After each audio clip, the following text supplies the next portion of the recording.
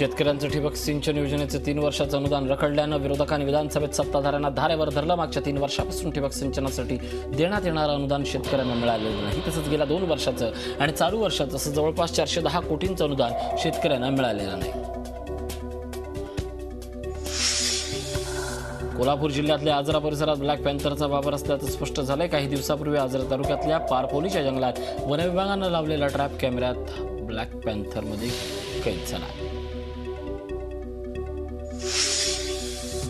राज्यामध्ये एलबीटीस रद्द करण्याचा विचार सध्या सरकारी पातळीवर सुरू आहे। मात्र महापालिका कर्मचारी तसंच अधिकाऱ्यांनी त्याला विरोध दर्शवला आहे। कुठल्याही परिस्थितीत एलबीटी रद्द करू नये या मागणीसाठी पुणे महापालिका कर्मचारी संघटनेतर्फे निदर्शनं करण्यात आली। कांजूर एलबीएस रोड जवळ 2 बेस्ट बसेसच्या धडके 4 प्रवासी जखमी झाले। या दोन्ही बसेस 461 क्रमांकाच्या आहेत। कांजूर सेंट जेवियर शाळेजवळ हा अपघात झाला। सिग्नलवर उभ्या असलेल्या गोराई आगाराच्या एसी बसला पाठवून आलेल्या बसने धडक दिली। यात 4 प्रवासी जखमी झाले।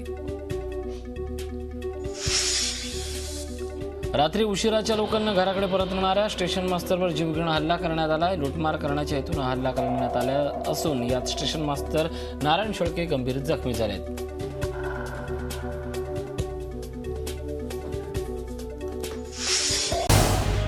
झी 24 तास रहा एक पाऊल पुढे।